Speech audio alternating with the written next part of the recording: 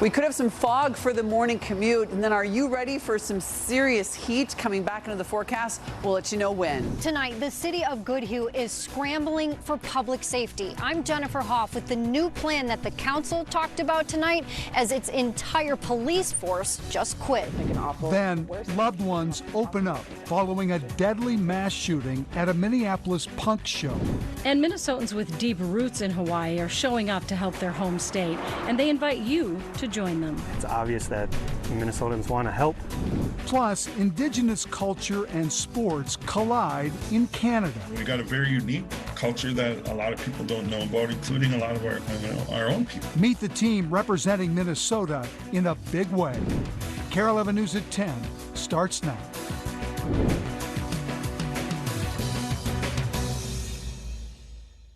Thanks for joining us tonight. We begin with news that just broke a few minutes ago. We have learned that former President Donald Trump has been indicted in Georgia over 2020 election meddling. This is the fourth criminal case against him. Danny Spiewak is here with the very latest. Danny? Well, Randy and Julie, that is the big headline here in the last 5 to 10 minutes, that former President Trump is included in these indictments in Fulton County. That is in Atlanta, Georgia. And this investigation has been going on for more than 2 years. We didn't know for several hours here, for a couple of hours at least, what these charges were, who is indicted. We can now tell you, NBC News reporting that former President Trump is among those indicted. For more than 2 years, as I mentioned, Fulton County District Attorney Fani Willis has been investigating whether Trump broke state law by trying to overturn Georgia's 2020 election results. He lost the key battleground state by only about 11,000 votes to President Biden.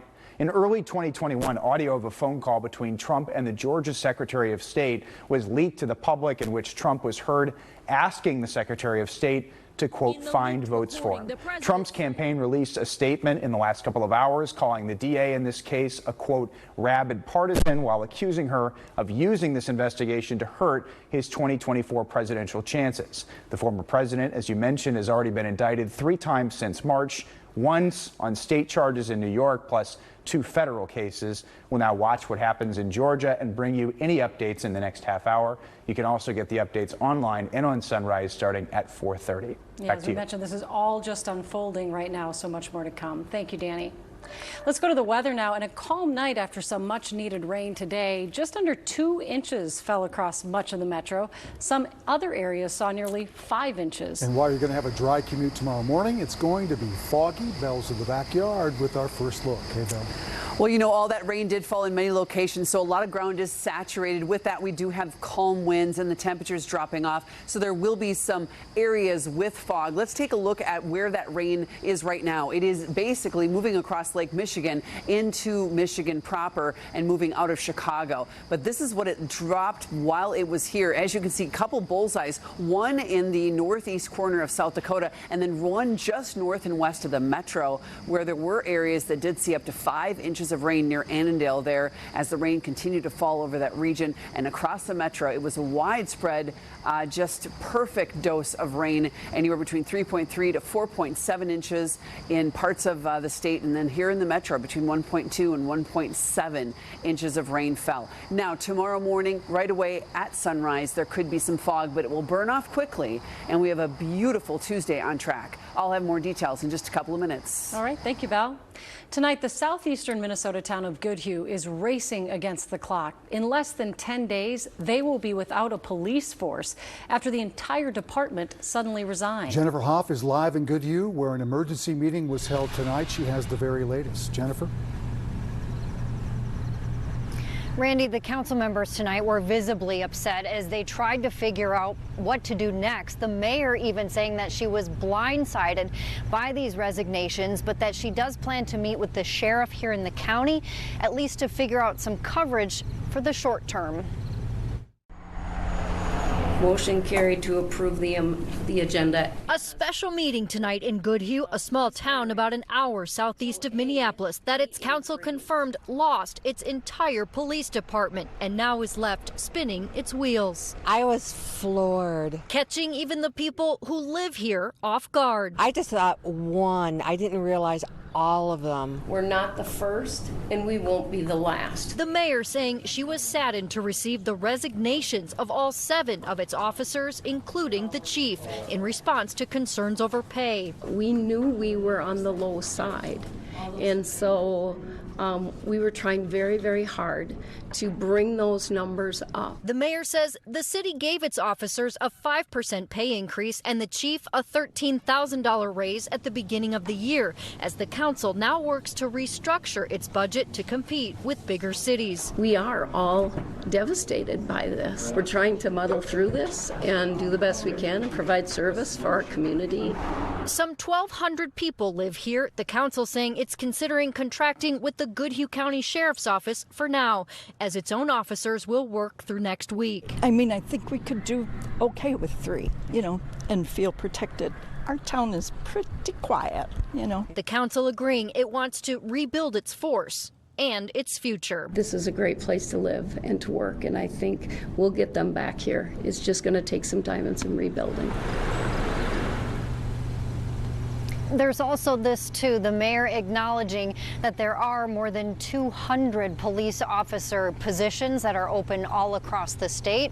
The chief here, for now at least, for the next week or so, reportedly taking a policing job in Lake City, although he wouldn't confirm that or answer any of our other questions when we met him at his home tonight. Back to you. A lot of competition for those officers, that's for sure. Thank you, Jennifer.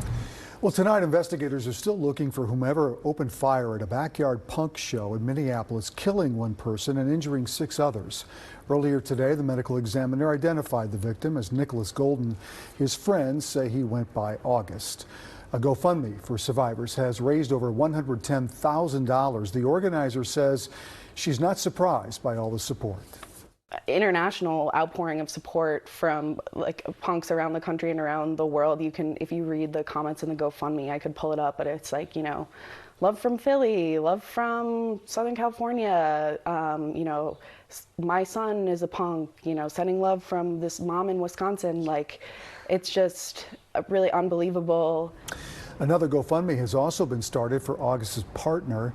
You can find links to both those fundraisers on KARE11.com. The deadliest wildfire in a century is under investigation tonight in Hawaii. 99 people died, and that number is expected to rise as rescue crews search through the debris. More than 1,000 people are still unaccounted for. Some survivors say they were given no warning about the fires until it was too late and flames were swallowing cities. Firefighters also reported little to no water pressure when they tried to fight back. I'm Morgan Wolf. The Maui fires were declared the deadliest fires in over 100 years, just behind the 1918 Cloquet fire. It is one of the worst natural disasters in the country and certainly in our state, as more than 450 people died after a forest fire was started near a railroad. Just like in Maui, people tried to drive away and were jumping into the water to escape the flames. It took years to rebuild these areas around Duluth and Moose Lake, just as people believe it will in Lahaina. Well, the people of Hawaii are far from alone when it comes to rebuilding. Danny Spiewak introduces us to the Minnesotans with ties to Hawaii who are stepping up to help. In Savage, the Hawaiian restaurant Pauhana is Maui strong. It's heart-wrenching. It's a feeling of helplessness. Pauhana owner Chris Ikeda grew up in Minnesota but spent a decade working in Hawaii on the Big Island. Friends and family are still all out there on the Big Island. Fortunately, most of my friends are okay that are on Maui, but that's not the case for a lot of people. So Ikeda and fellow chef Warren Seta are teaming up to help. Next Monday, they're holding a special luau fundraiser at Seta's restaurant, Ona Hawaiian Plates, which is located in the North Loop Galley. That sold out in about 10 hours. Yeah, it was overwhelming, the amount of response. We're still getting lots of phone calls about it. I knew from our network that we'd have people that want to support, that want to help, but I never imagined the response that we're having right now. My phone has been ringing off the hook. Although the event is sold out, organizers are still asking people to donate to the Maui Food Bank if they can. Thousands of people are homeless after losing everything in the historic town of Lahaina. To see the entire city just decimated in such a short period of time, the stories coming out, it's just overwhelming, to be honest with you. It's obvious that Minnesotans want to help, and there's ways to do that.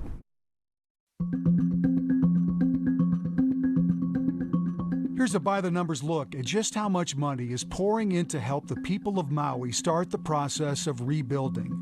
More than $22 million has been raised so far just through GoFundMe pages. The site says there have been 175,000 donors from more than 100 countries across the globe. Of the money collected for Maui on GoFundMe, $225,000 was contributed by Minnesotans. There's also a national effort to help Maui. If you'd like to help, you can text Red Cross to 90999 to make a $10 donation. You can also donate to other organizations like the Maui Strong Fund or the Maui Humane Society. Some shocking allegations today from the former NFL star whose life story was depicted in the movie The Blind Side. Michael Orr filed a petition against the Tui family, alleging that he was never actually adopted by them. Orr claims he was tricked into making them his conservators, and the Tuis used that legal power to make the deal for the Oscar-winning film. That film garnered more than $300 million, and the Tuis allegedly received 2.5% of the proceeds. Orr says he didn't get any of that. As you get ready for the school year, be sure to save your receipts. There are 2 programs in Minnesota that could offer some relief come tax time. There's the K-12 education credit, which has income limits, and there's the K-12 education subtraction, which is open to everyone. Both programs could help lower taxes and may get you a larger refund. Lastly, check your fridge. Nestle is recalling 2 kinds of its Break and Bake chocolate chip cookie dough because they could have wood chips in them. The dough was produced back in April. You can return it for a replacement or a refund.